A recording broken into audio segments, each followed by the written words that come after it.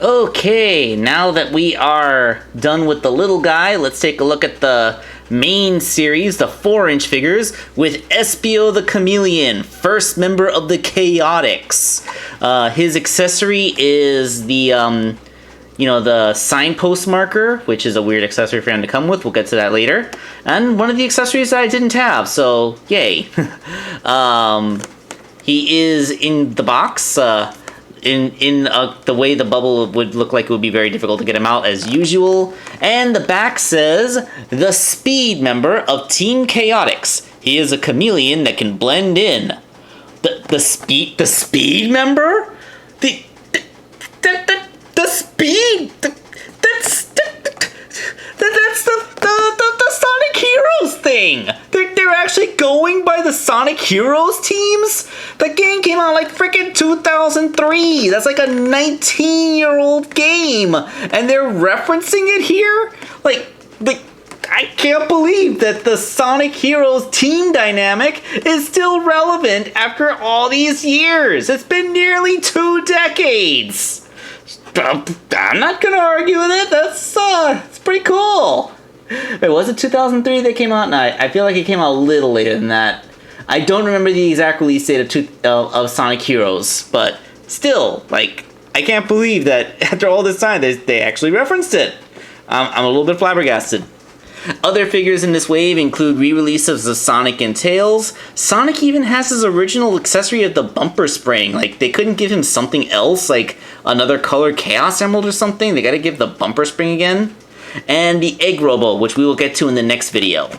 But yeah, let's get Espio out of this packaging so we can actually take an appreciation of my favorite member of the Chaotix. Alright, so here is Espio the Chameleon out of the packaging. The little signpost marker accessory he comes with is spring-loaded. So, you can, do this. Let's get my hand out of the way. Yep. I don't know, in the video games, it goes all the way around, so they should, try to work in a spinning gimmick, but, I don't know. The yellow ball isn't really painted all that well. Nothing painted yellow ever looks good. I guess that's just as true a statement for a professional toy company as it is for me. Although the little star in the middle is painted a little better. Looks dirty, though. Weird. But yeah, that's the accessory. It has a peg hole in the bottom, so you can stick it into the play sets. But yeah, that's about it. So, Espio himself. Espio is built very much like the modern Sonic figure, and that he has skinny little arms with no elbow joints, and then basically, aside from that, all the other articulation is the same. He has a swivel cut head. Yeah, it's a swivel, but it's a little bit, you can get a little bit of tilt out there if for nothing else in the shape of it. Universally jointed shoulders. So they go outwards and they rotate all around. And here's something weird. The hands. I was expecting that the hands would rotate here where the glove cuff meets his arm, but they don't. The hands rotate independently of his forearm armor. And that is very, very strange. It looks weird and unnatural. You'd think at the very least this triangle part of it would be part of the sculpt of the back of his hand. I don't know why they did this. And his hands are also weird in that there's no, instead of the peg being the arm going into a ball joint in the hand, the socket is in the sleeve, and then his hand has the stem. He's kind of built like Dr. Eggman. Did they do this in case they wanted to use these as alternate hands for a future Eggman? Is that what this was about? That's so weird that his hands are built differently from every other Mobian character in the series so far. But I digress. His legs are kind of weird. They have all the same joints. He has a universally jointed hip. It goes forward and it goes outward. And he has a knee joint that bends 90, and it has a swivel at the knee. And then there's like a ball joint in the ankle, but it's a very deeply recessed ball joint, so it's more like a swivel than anything else. But look what happens when I straighten that leg out. You see that? That's as straight as it goes, and it's not completely straight. It makes the figure a little bit hard to stand neutrally. Oh, and before I get into things, the tail is on a ball joint. Yeah. Beep. Yeah, it's a ball joint. You can actually pose that tail around. So this is the first Espio figure I've seen with a posable tail. Totally makes up for the fact that he is missing a waist joint like the Jazzwares figure had. Oh, and look, his little back spines, they're picked out with black paint. That's very nicely done. Very, very good paint job. I approve. But yeah, like because his knees don't completely go straight, it can be a little bit awkward to make this figure stand. But admittedly, he is Espio, the chameleon. He's a ninja, so he's actually more comfortable in like squatted martial arts fighting poses. So, you know, this actually works better for him. Like, I guess I can accept it. Now, Espio's paint job, let's get him a little closer to the camera, is all very good. He has his heart-shaped belly patch, his yellow horn. I mean, that's a well-painted yellow horn, not like the signpost marker. His yellow eyes with the pupils picked out very nicely. And, you know, everything is very good on him. Yeah, like, his paint deco looks pretty darn good. There's a little bit of marring here. It looks like a couple of dots of black paint got away from them on the sock wraps, but I can live with that. It's not a huge deal. And Espio is a darn good looking figure. I mean, it's Espio the Chameleon. Espio is awesome. The next wave is going to have Vector the Crocodile in it, and hopefully we'll be getting Charmy soon too.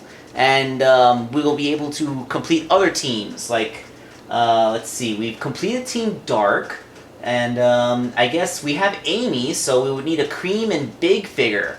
I'm wondering how they're going to do Big, because, like, in the 4-inch scale, Big would be huge. He'd be at least as big as modern Eggman. Although I guess Omega was a fairly large figure for the series, so if Big is on par in size with Omega, that would probably be okay.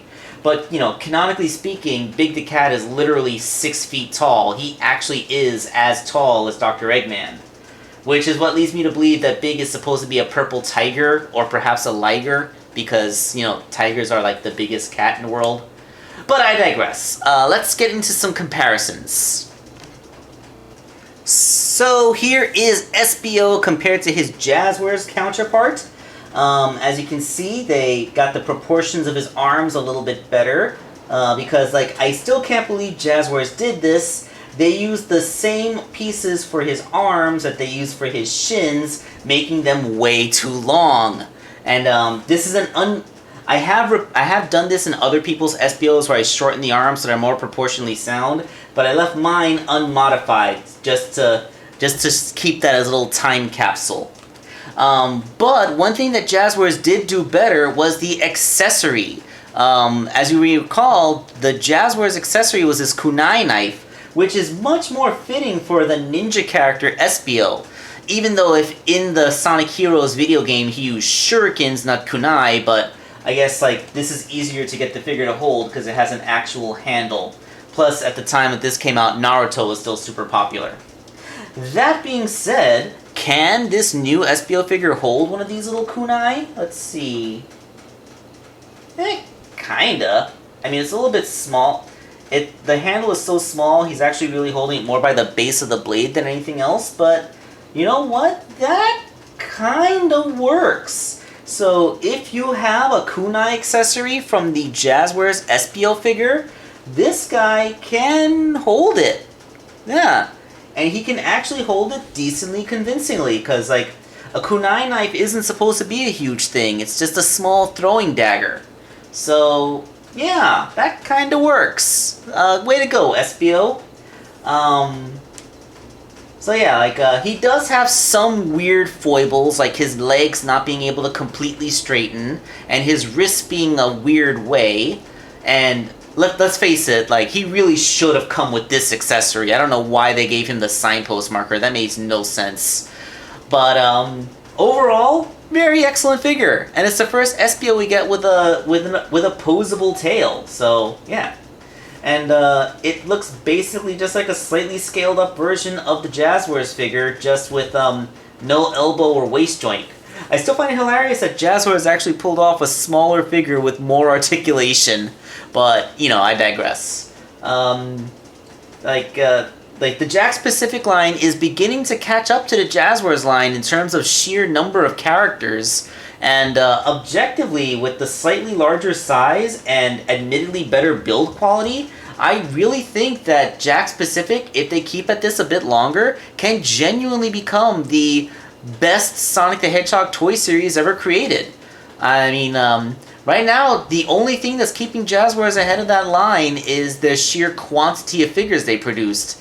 So let's see if Jakks can hold on to the license for a few more years so that they can catch up and then officially claim that title for themselves. So, let's end this video here so we can move on to the finale. And this is Wake Angel 2001 signing off for now.